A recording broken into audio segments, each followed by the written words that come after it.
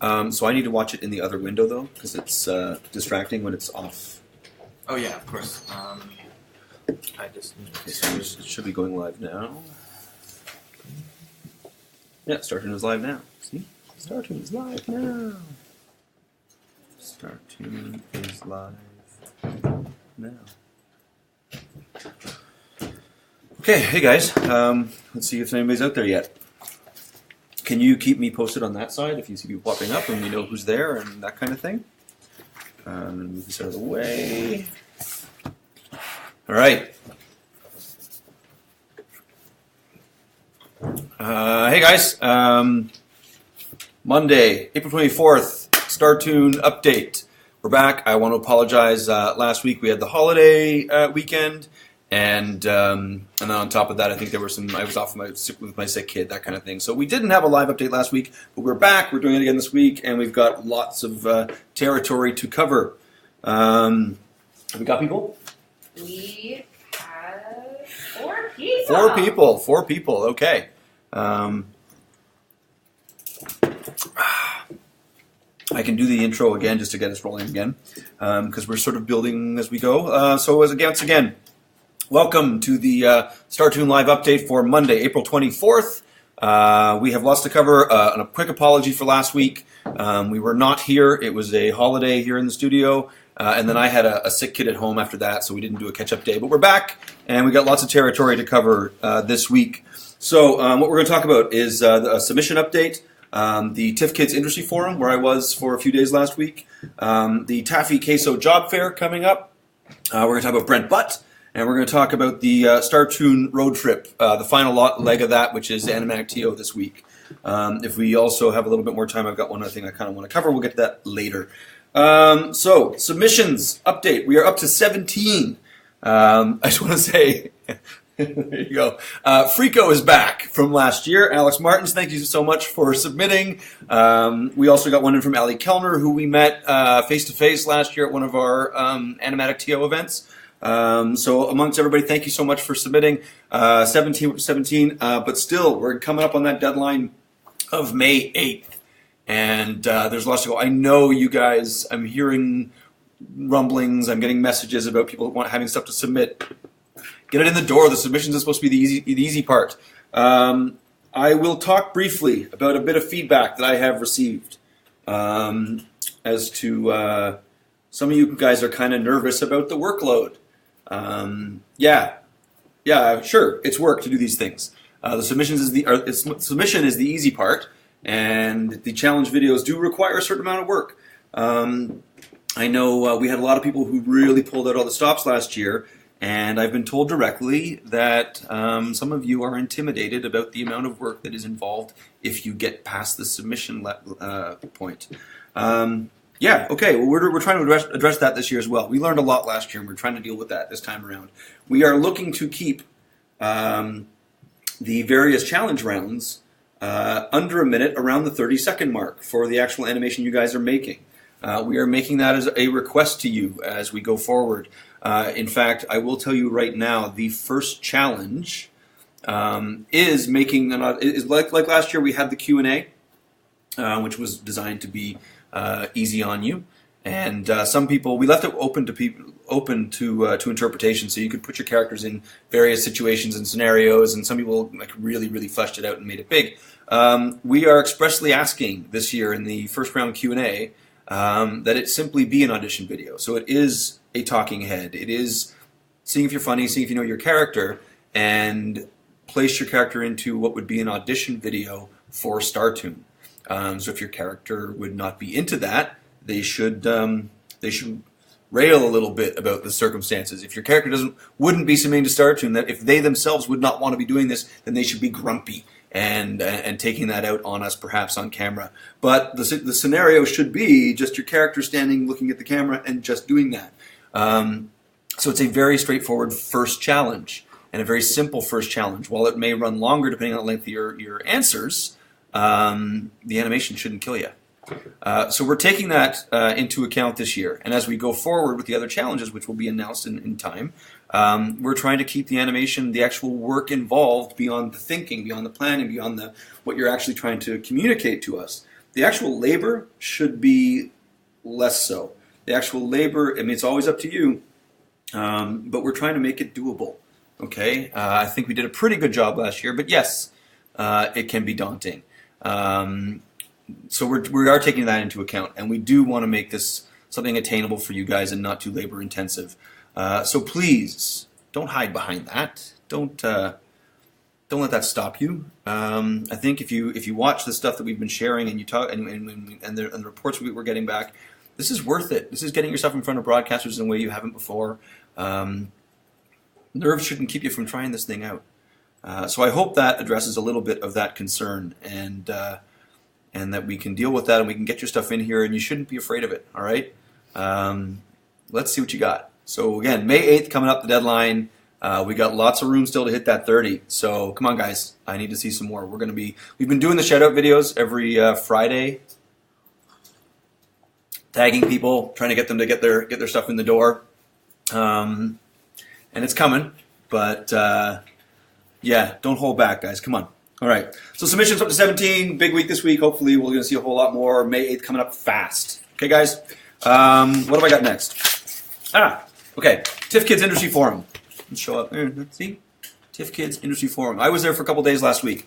It's an event that happens every year here in Toronto. And every year it seems to get a little bit better. It was used to be pretty small. The TIFF Kids, it's actually just a film festival. They run things for like a month. A whole lot of stuff that's really cool. But they do a 2-day little conference, a little industry forum. Stuff they cover every year. It seems there is something. A Sesame Workshop comes by, and that's a blast. Anybody who got into this for those kinds of reasons of like you've because Sesame Street changes the world, and there's an aspect of this that we kind of lose sight of. Making content that is substantial. Making content, I say substantial in terms of substance, okay? Not like it's huge, but of substance. A couple years ago, I was at one of their workshops, one of their presentations, and they shared video of what they're doing in other countries. Because when it started out, you got to think, like Sesame Street, when it started out, like they really were trying to actually get education. They were looking at what TV could do and what broadcasting could do in terms of bringing messages into homes that wouldn't normally otherwise get that kind of exposure. And they were looking to bring education into kids' lives who maybe weren't getting the education that they might have been getting in other communities. And they continue to do that to the point where, like, they were showing a story of when they're in I'm not sure what country in Africa, but they have a Muppet that. A Muppet that is an orphan with HIV because their mother had died giving birth, and she was HIV positive, and this Muppet is HIV positive. But they do that, and it's because it's relatable. Amy, you were busy sharing the latest news out of them with their. Sorry, I should probably be talking this way. The latest news from the Sesame Workshop, which is the Muppet they just introduced this past last month. Yeah, Julia.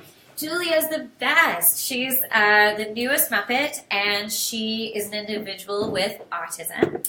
And I've done a lot of work in the autism field, and I find that the way they've done this character is really accurate and really, really well done. And the puppeteer of Julia has a daughter on the autism spectrum, which is super cool. Okay, cool. Mm-hmm. So I mean, it's getting this kind of what they do, and at TIFF Kids, the great thing is that you meet these people firsthand, and you get the immediate exposure to it, which is amazing. Thank you. Sorry, No, drag you back up here in a minute, probably for something else. I love Julia. So this year there was an influencers panel, which was really cool. I should probably just read this stuff right out of here. Show me a hero, idols, influencers, and activists. So the speakers were Brad Montague. This was fun for me, but writer-director of Kid President, Joshua Williams, founder of Joshua's Heart Foundation. This kid is 16 years old. He's been doing this since he was 4.5.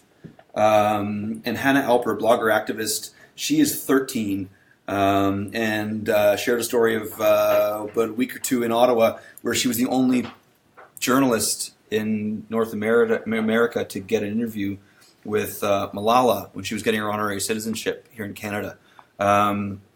Jonathan Davids was CEO of Infelicity. He was on there as well, and the moderator is Debbie Gordon from the Kids Media Center.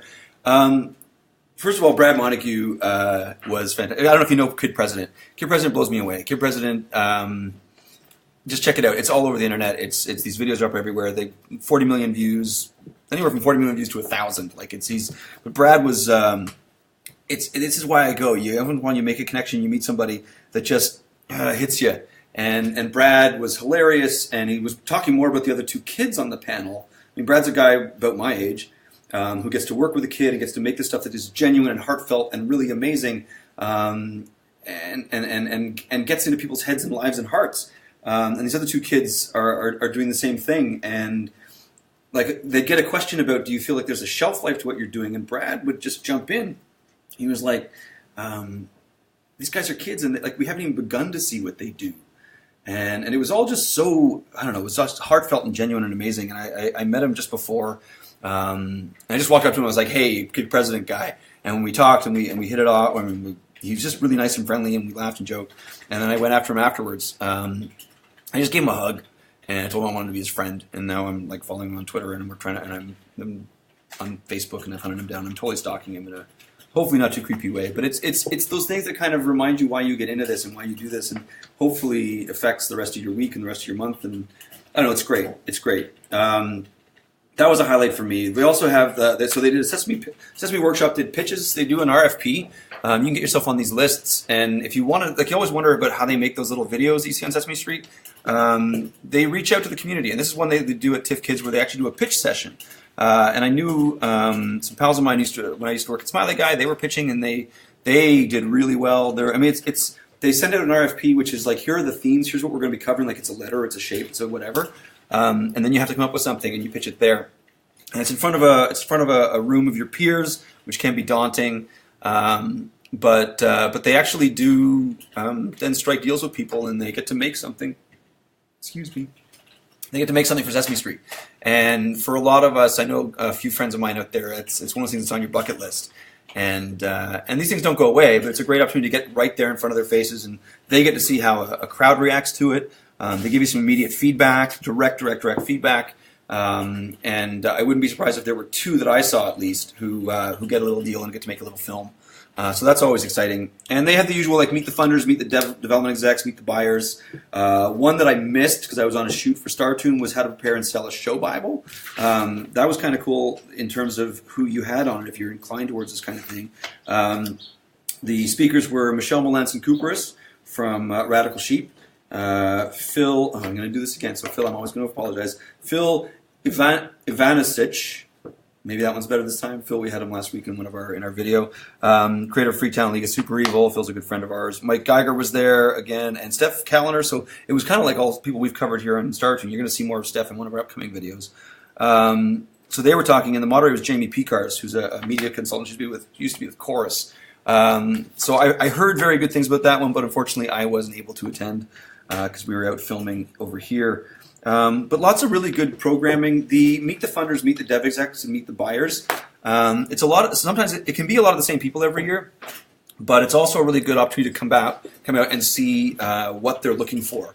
That's a big part of what you have to do when you're in this side of the business. When you're pitching, whether you're a development person or a creator, I'm finding what's interesting, having gone every year, is seeing who. I don't want to say not so much who the people representing the funders, dev execs, and buyers are, because a lot of those people are people that I talk to on a fairly regular basis, but who shows up to listen to them.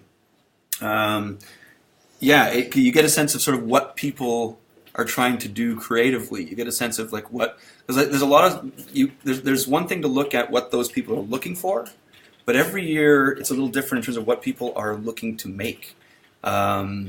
And some things that are coming up a lot more here in Canada is feature, from both sides. It seems like the creator side seems to always be kind of pushing a little bit ahead of the chain. Like 5 years ago, the creators were all trying to do strong female leads, and now in the last year, the broadcasters, whatever it might be, have been looking for the strong female leads. To the point where now there's a lot of shows in development right now with strong female leads. I tend to think I look at what the creators are trying to pitch.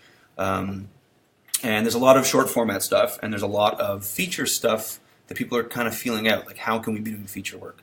How can we find a way? And that was one of the topics here in Canada, is like the family features here in Canada and how they can. It's because we're very good in Canada with live action, quirky Canadian movies. Now we're doing a lot of animated features, so that $20 million animated feature. But it's a lot of and in live action, it's a lot of TV movies. But that family feature thing hasn't quite cracked here yet, and I think that's something that we have to look at and where that market is heading. I know it's an area I'd like to be working in, feature work, low budget feature work, but it seems to be a lot of people are talking about it. So it's always interesting and really well worth the attending. It's definitely on my calendar every year. It's easy because it's here in Toronto. But we talked a lot about the kinds of markets and forums you can go to, and the TIFF Kids industry is proving to be, growing in its relevance and importance. And if you are Toronto-based or maybe Ottawa or something like that, it's well worth the visit. It was an excellent year again this year. So from there, we have another event coming up. Are we getting any questions like that? Should I just keep talking? Anybody want to say hi? Yeah, lots of people saying hi. We've got Brent giving lots of comments. He really enjoyed TIFF as well. And he says it was really nice to hear up to the minute needs for all the groups that were speaking at TIFF Kids. Cool.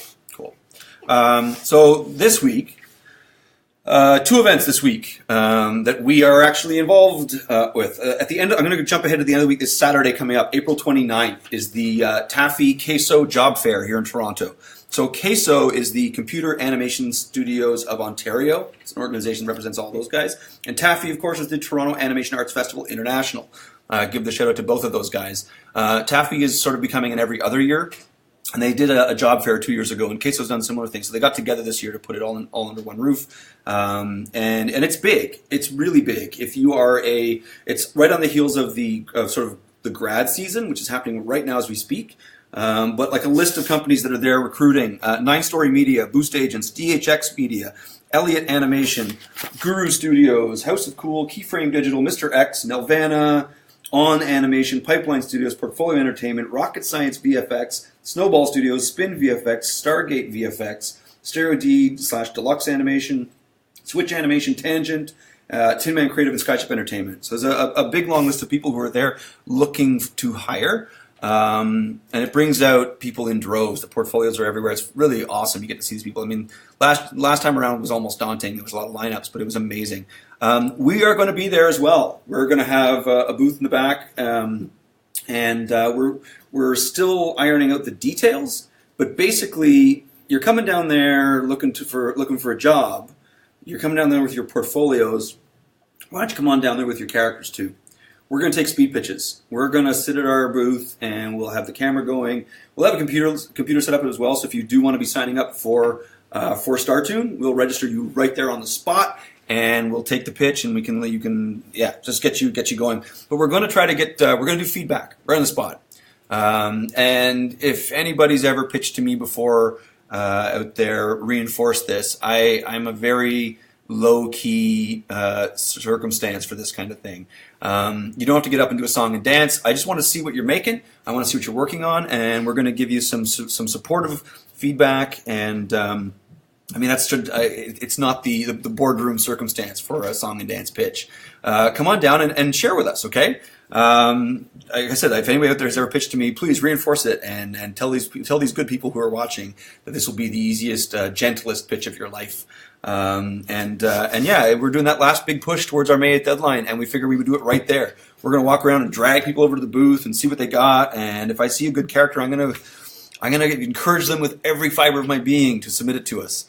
I think there's a lot of good stuff out there that needs just you guys just need that little bit of encouragement and to get yourself up here on display a little bit, and you'll see it's a very supportive group, but not just us, but the community out there. We want to see those things that maybe we're all a little shy to share, but it's time to do it. So we'll be out at that. We'll be doing the speed pitches. We may even be bringing out our Francisco. Francisco may be in attendance. We're taking pictures with Francisco and sharing. So if you want to have your picture taken with our big pink puppet, He'll be there on the spot as well. We'll email those pictures to you and all that kind of stuff, and try to make it fun for everybody for the day as well.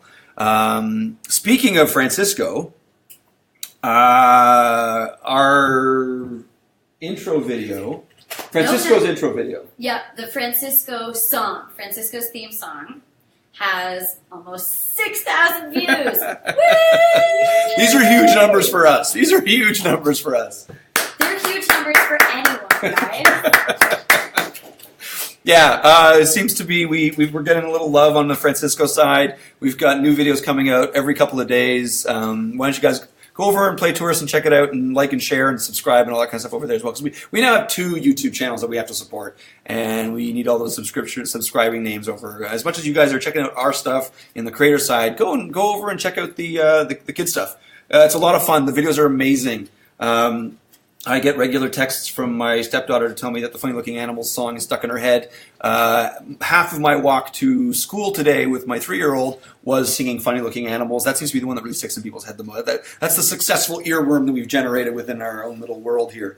So yeah, just check it out. They're hilarious, and there's a lot more to come in that side as well. And this is again to make sure there are people there to vote on your ideas. So the more you share that stuff too, in your own family group or peer group, the more you can rig the system in your favor, which I'm always a big supporter of. Okay, what's next? I've got all right, the speed pitching. This week's this week's Startoon. Oh, the other event. The other event is this Wednesday, April 26th. It's Animatic TO. We got a last-minute Animatic TO booking. This is the last leg of our Startoon 2017 road trip. It's the home event here in Toronto, April 26th at Gamma Space Collaborative Studio. That is 862 Richmond Street. We have last year's winner, Andy Greeling. He's in town. Sunny and Bentley. It's one night only. Big round of applause for Andy Greeling. Andy's great. We've done some talks with him before, but he's here in town, so we're putting him on stage where he'll be able to talk about what the process is in terms of making a creator-driven show. What has that meant to him? What does that entailed? The details of such. I'm sure he'll have a few little extras to share. Andy's got little animation tests he's been putting up online while he works on the show, and he's going to prepare a special little presentation for us. And there may be a couple of exclusive things that you may get to share and to get to be a part of at this event. So come on out. I know it's a busy time of year for a lot of people in terms of a lot of you students out there. But yeah, I think it's 7 p.m., 7 or 8 o'clock, something like that on Wednesday night, right downtown on Richmond Street. When you get there, it's a little tricky because Gamma Space is like down this long, like on Richmond. We'll have some signage, but it is don't be shy. You come around the side of the building, you walk down the end, and it's right through the doors. But it is this kind of narrow alleyway down to the doorway. But it's a great little spot, and they host Animaxio on a regular basis, and they're very good to let us in there. So that's coming up this Wednesday. Also this Wednesday is this week's Startoon Cartoon Podcast. Really big response last week to Dave Cooper, Phil Ivanisic. I hope I'm getting that one. Ivanusich. He says it in the video, and I need to watch it like 6 times just so I can get it straight. And it's terrible because I just saw Phil on like Thursday and Friday last week, or Wednesday and Thursday last week. I get it wrong all the time. We're sorry, Phil. Sorry, Phil. And of course, Mike Geiger. So you guys seem to like that one. This week we have national treasure comedian Brent Butt. Was good enough to share some time with me when I was out in Vancouver a few weeks ago. Barry Ward at Bardell gave us a little space to sit down and have a chat. So Brent we were able to sit down and talk about his near miss with a career in animation, and of course the upcoming Corner Gas animated series, which is being produced here in Toronto. So we got that coming out on Wednesday night. That'll be available for you guys to watch on Thursday. And yeah, that was a lot of fun. Brent's a great guy, and I mean it's not. Yeah, he's funny. We all know that. And he's not a bad artist. He's got his fundamentals down. So we talked a lot about sort of animation and comics, and sort of where he came from and all that, and how that led to comedy. But we tried to keep it. There's enough stuff out there about his comedy career. We wanted to talk more about his animation related and drawing side of his life. So that's coming up this Wednesday as well. And Sheridan Industry Day this week. It is that season, that time of year. Algonquin and Ottawa's got their Industry Day. It's the school season. Seneca, all you guys, all these things are out there, which means there's a lot of films that are going to start popping up online too. So I think, already on my feed, there's a lot of stuff coming out of Cal Arts. Films are popping up. I believe Ali. Anyhow, you guys have been busy making these things. You're finishing them this week. I'm hoping that means that next week we may get an influx, because a lot of the stuff that we saw last time around did come from people who were doing these things for school. And it's an excellent way to get your foot in the door over with us, is take those films, chop a little 30-second chunk out of them, and throw them our way. And but we're going to be out at the Sheridan Industry Day this week. I'm going to try to get to Max the Mutt. The Seneca one's coming up. I can't make the trip to Algonquin and Ottawa, which always is too bad because I love it over there. But yeah, these things are going to start popping up. So share them. Share the films you see as you see them. Like, I love seeing these things. I try to post them over on Canadian Animation Resources as well. Whenever I find one I like, I post it up and I try to give a shout out and add a link to whoever the creators, like Tumblr or blog or whatever it might be, Instagram. So you guys share them with us too. The creator group is excellent for that. If you see a film that's popping up in your feed that you want to share with everybody, please bring them out to us. I want to see them, and I miss a few every now and then. So yeah, please do share. Any questions? Now would be a good time, because I have another thing I want to talk about, but that's where I'll start to ramble even more than I'm rambling right now. What do we got? Anything? Yes. Reese York is trying to get everyone together to pressure you into being in the next music video. For me to be in the next music video? Uh-huh. And singing. Oh, God. We've also got some questions about what the deadlines will be for the different challenges.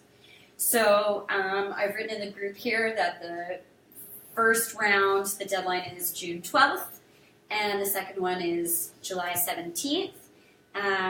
But those will be for... Yeah, those are all it's all a little over a month between each round, in each round. And we've also, within that, we've created a week where they'll be up online where the actual voting can happen, because it used to be it was 24 hours to kind of vote on stuff once they were up. So we've padded that out a little bit, but we're hoping that it'll balance out nicely this year in terms of we're trying to keep what we're asking for within creating some limitations there. And we've got about 5 weeks on each challenge, roughly. So it should be enough time. And we've also tried to build that there is a long weekend in every round, because I know that's when a lot of people find the most of the time to work on these things. So we've tried to be as strategic as possible. I think the one area where our strategy is right now, because it's the school season. I'm hoping that we're going to see that lump come in next week after the grad films are finished, because last year we were about 2 weeks later. Our entire calendar was further back, and so yeah, it's anyhow. I think we've got a good balance this year in terms of giving you guys time and creating some greater constraints so that you're not having to kill yourselves too much.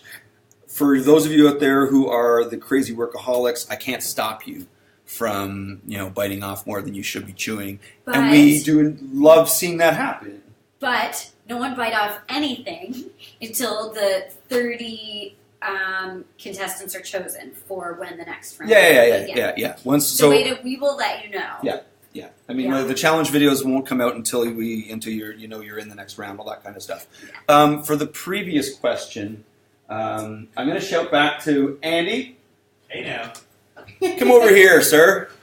We have a request. Hello, Internet! This is the man that, and not to break our illusion, this is the man that works with our host Francisco and Kim to help create videos with Francisco, because Francisco is our boss around here this year.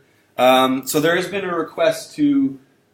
Reese is trying to create a group that will support some kind of movement to have me appear in one of the song videos. Yeah.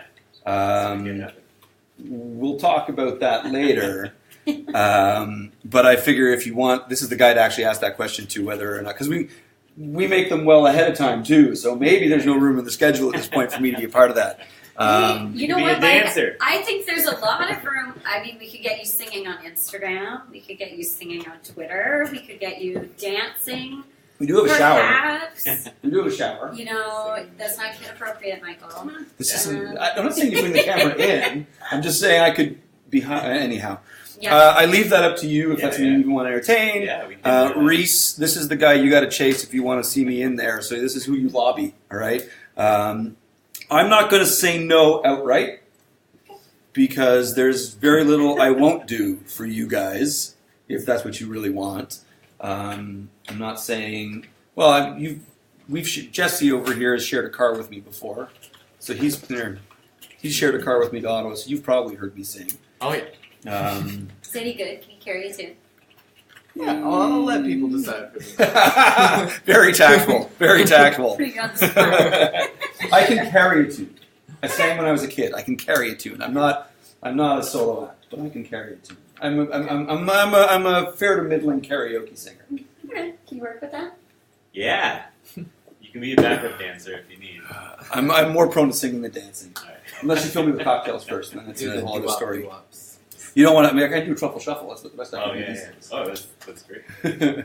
What else we got? Anything? Any questions out there? Thank you, Andy. Yes, Reese says you have a lovely singing voice. Reese again. All right. I have a lovely singing voice. I don't know. Maybe he's heard me. I don't know. We're light on questions today. We're light on questions. I think our gap week last week, we let people down. Lots of Who's being silly? Is Joel McKenzie on? I don't know, Joel. Joel, are you on? There? Are you listening out there? Because I was just messaging Joel about the piece of audio that I've recently been handed from our time in Ottawa. His mic was live when he left the stage, but he knew it was live. But I may release it publicly if he doesn't send me a gift. Doesn't send me a submission soon. There was a rambling discussion that took place in the bathroom while we were on stage, and I got to say, I won't get into it. Joel was able to. He spent quite a long time in that bathroom. I don't know how many beers he'd had by that time, but it's a long piece of audio. I mean, we might just be sharing that soon if we don't get that much promised piece of animation from him. So there's my threat. Joel's bathroom break is going to go live if we don't see some more submissions soon, particularly from Joel. Okay, we do have a question from Brent Smith. He says, "Is there any way we could be seeing alerts when new creator vids are posted?" Right. Interesting question. Right. I don't think there's a way that we can send you guys alerts. You're just going to have to check back in. And every Monday we'll give you a tally of how many new submissions have come in. But the new creator vids will go up at some point Friday after or Wednesday afternoon. Yeah. So every week, so right now the tutorial chunk we've already posted mainly for right now. And as far as for the character creation phase of this, what you see is what we've got right now up there. Until we get into the next round of the challenge videos, when we'll try to be doing some resource videos directly for that. What we're trying to do right now is share more of the podcast stuff, the more in-depth things. So that's going up. That should be going up every Wednesday late in the day, so that they're there for you guys on Thursday. Okay, so that's our schedule for that. And we're going to try. We're so far we seem to be able to maintain that pretty well. I do know we did have a blip on this last week because it was a day off and we didn't let you know ahead of time, and I feel badly about that. We also, on this very subject, the week before we kind of scrambled because Facebook kind of every once in a while they up and sneeze. Oh. Sorry, it's allergy season. Facebook every once in a while changes everything without telling us, and we did face that a few weeks ago where we were trying to go live and it took a few extra minutes, and even today we had a few issues.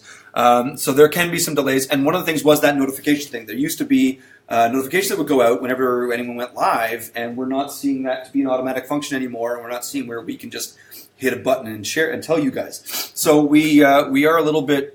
Because we're doing these things live on Facebook, that's sort of we're limited by what they will do in that context, and that automatic update isn't really happening. So we apologize for that, but we're trying to, via my feed and via our creator group feed, let you guys know ahead of time when we're coming up. I sent out a message earlier today. We sent one out here on the creator group, and we're going to try our best to hit noon every Monday with these little updates, okay? So hopefully that deals with that. Also, you can get notifications from YouTube when something is uploaded to a channel you subscribe to. So subscribe to our YouTube channel, and then you can go into settings and get an email every time something new is uploaded. So that's another way that you could get notifications every time we post something on the creator side. Okay. How are we doing out there? Anything else coming up question-wise? Yes, Brent asks if he can create a thread in the creators group for sharing concept art from creators' pitches. I think that's a great idea. Yeah, I don't see why not. Yeah, go for it. Create away. Yeah, go for it, man. Okay, so we're at 12:46 right now. You guys don't hesitate with the questions, and Amy, don't hesitate to interrupt with questions. But so I'm going to talk a little bit again now about something else. Coming out of TIFF Kids, any of these things, any of these conferences, that kind of stuff you go to, for me at least, they're always, I always come out of it all jazzed up.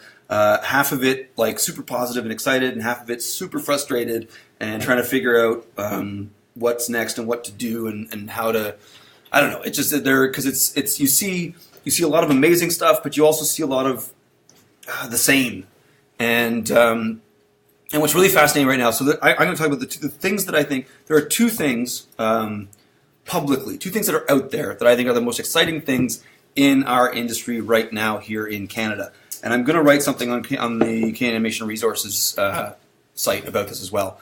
And I will freely say that this Startoon is one of those two. I struggle all the time on Canadian Animation Resources to publicize or write about things I'm involved with.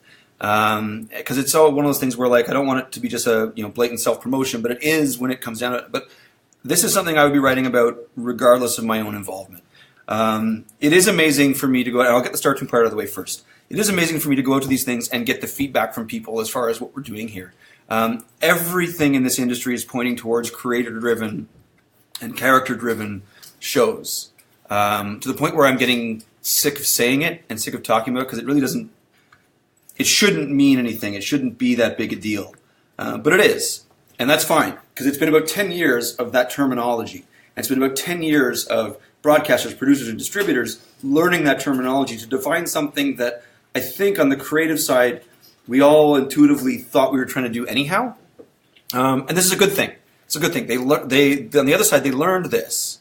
And it's been 20 years since they, I mean, these are the shows that originally were getting made. I don't know, it requires a whole chronology to how creator-driven really came to be a thing and a term, because all shows were at one point, and all shows are. It just depends on who those creators are. But I think everything in the last 20 years has been a reaction to this kind of terrible era in the 70s and 80s of just toy-driven shows that were just commercials for toys. And I love some of them, and we all did, but it's that kind of getting back to what made these shows great, what makes cartoons great in the first place. And there's been 20 years of that as well. Old Ren and Stimpy cartoons. There's always been things that kind of lead the way. Half the stuff that Nickelodeon did back when it started out, half the stuff that Cartoon Network did when it started out. And we're back in this place again where it's so much what we talk about. And that's wonderful. That's great. And we in Canada have struggled because we came out of a completely service-based production model. And so this is why we do what we do here at Startoon, trying to shift things back to that, or at least create an outlet for those kinds of shows, those kinds of ideas to become shows. And we do see it. I mean, it's so part of what everyone's trying to find, what everyone's trying to do, which is fantastic. I mean, I don't want to belittle the business side of this, because the business side there is looking and they're doing it and they're trying to get behind, but they have to minimize their risk, right? It's still a big deal to produce an animated show, and they've got to put a lot of money into making these ideas into a reality.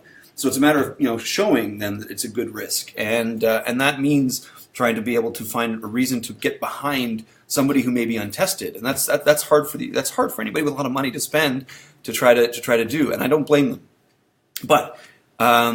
This is why I think that what we're doing is exciting. This is why I think You look at everything that came in last year, and I mean, I've recently found out that even more of the ideas that were on display in Startoon last year are currently being talked about with some of the broadcasters.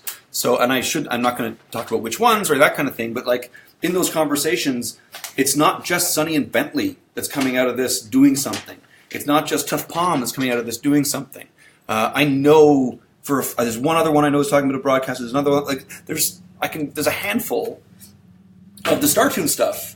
And Startoon creators who have since pitched to broadcasters or been asked to pitch to broadcasters. So what we did last year worked, and to me that is really exciting. And I think it is, and it is.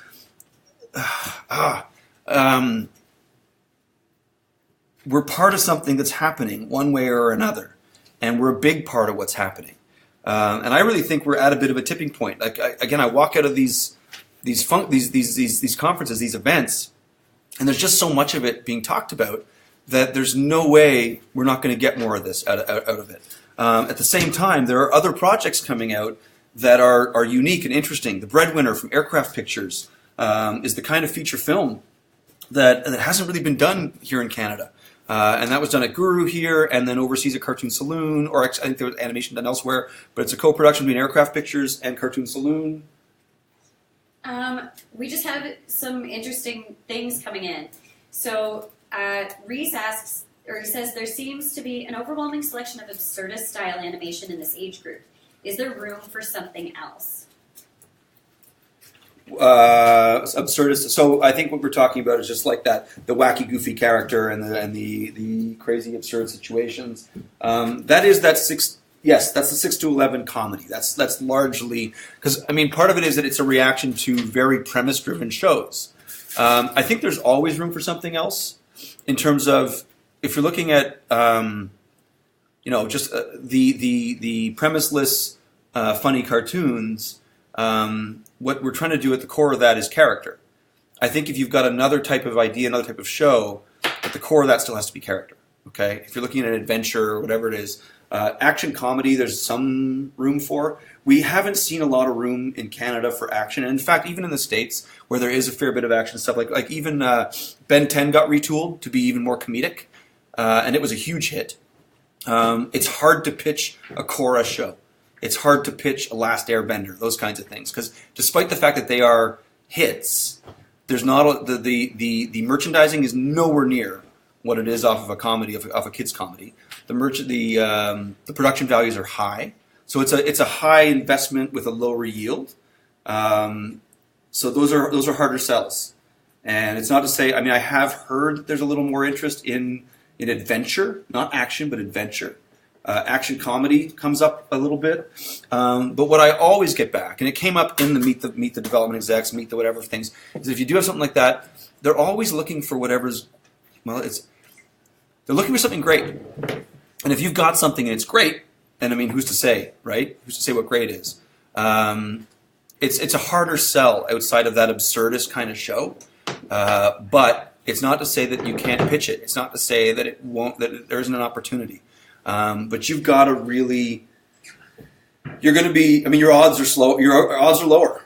It's honestly, your odds are lower outside of that. But it's not to say you shouldn't, it's not there. I mean, I find, for me and a lot of other people that sort of in my peer group, and my biggest thing right now is that the things I want to pitch are the things that are the least likely to get bought.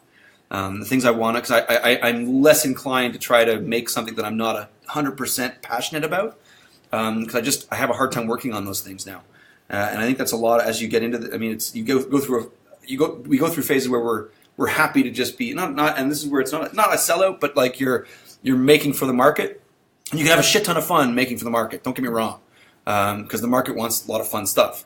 But I'm getting even more in this little spot where my ability to creatively invest is in an area that's about this wide, and I don't know if there's any room for that in the market right now. The things I want to make, but we'll see. We'll see. There are other people out there who are similar, but I mean, it's just if it's good, go for it, and certainly people will take those pitches. Yes. Joel McKenzie is here. Oh! He asks, what's the number 2 thing Mike was excited about at TIFF Kids? And then he also says, don't leak my Watergate audio. Well, then send me your submission. All right, I'm gonna hold you hostage right now with your with your well phrased Watergate audio. Joel, send me your submission. All right, and then we'll talk. Okay. So what was the other thing you were excited about? The other thing I'm excited about, and it does kind of relate a little bit, and and this wasn't out of TIFF Kids. It's what I'm excited about in general, and it comes from, I'm more geared up about because coming out of TIFF Kids and the stuff I've heard, but it's Nova Seed. Nova Seed is the other most exciting thing out there right now in animation in Canada. If you don't know what Nova Seed is, you need to just Google it, all right? Google it. It's available for download. Nova Seed is a feature film that was made by a fellow named Nick DiLiberto. It's coming out right now. He made it over a year ago. A little backstory on Nova Seed, and we're trying to line up an interview with Nick. He doesn't live here in Canada, so it's hard. But so Nova Seed came from, Nick's a graduate of Sheridan. He was working on a feature film. He made a really great short, Medusa something or other was his grad film. You can find it online. So he decided he was going to make a feature film, and he did. He made it all by himself, hand drawn on paper. I think he even did all his own sound effects with his mouth. They kept a few of them in the final cut, so when you hear like a sword being drawn, you hear shing. So Nick made this film in his spare time. He got a job at a game company, I think out west, and as I understand it, he and his girlfriend moved to Japan. And when they got there, they basically said, okay, this is something he had to get out of the system and do. So as I understand it, she worked and he worked on this. And he worked on it to the point where he bled. And he wears a little glove when he animates now, and he's even quoted as saying he feels kind of naked when he's not wearing the glove. Now, I had a near miss with Nick at the last Taffy, where he was supposed to be at the Canadian Animation Resources booth for a signing, and we were actually face to face. I didn't know it was him. And because I was at the booth and doing stuff, I couldn't go and see the premiere, and then he couldn't do the signing.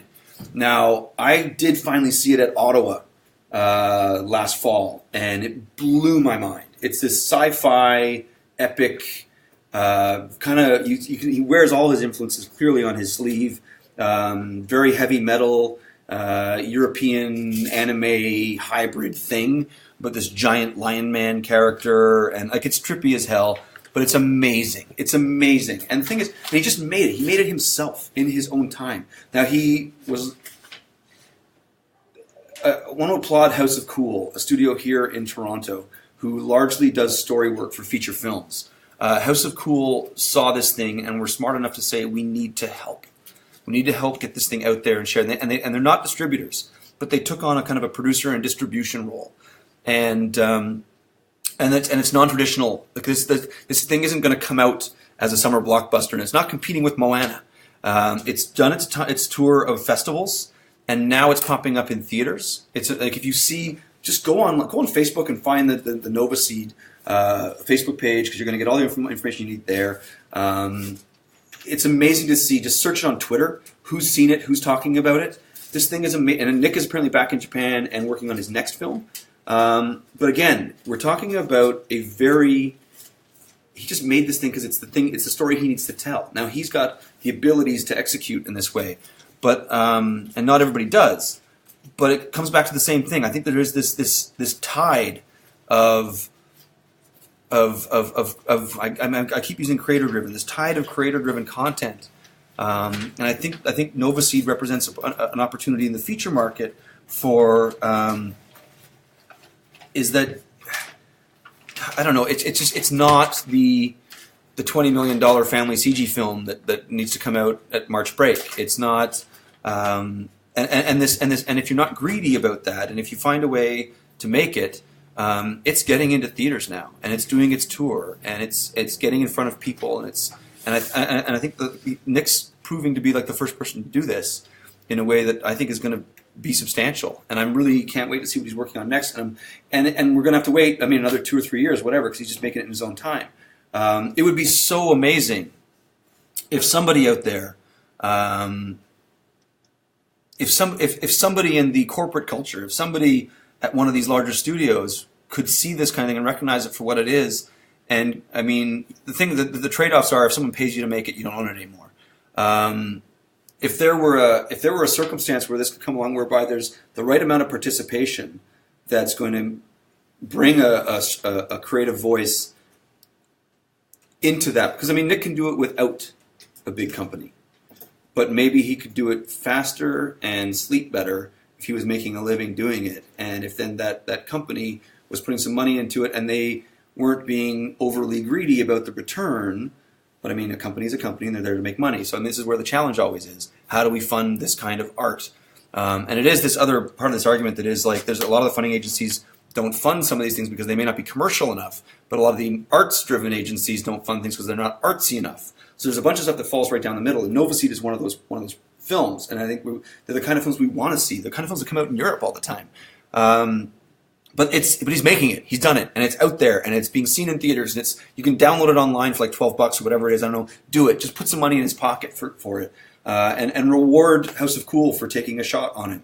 You know, these guys need to be supported, and I think I've always thought this is the market that we should be hitting in Canada. We have this amazing production capacity right across our country. We make kids media. We do all this kind of stuff. The American feature model is not for us. Europe, the same way for me, Sloan is the greatest Canadian band. That they are one half Britpop and one half American anthem rock, stadium rock. That's where I think our feature market should land. We've got this amazing history of animation in Canada that is our broadcast side and our NFB side. What's in the middle? The middle to me is those like cartoon saloon movies.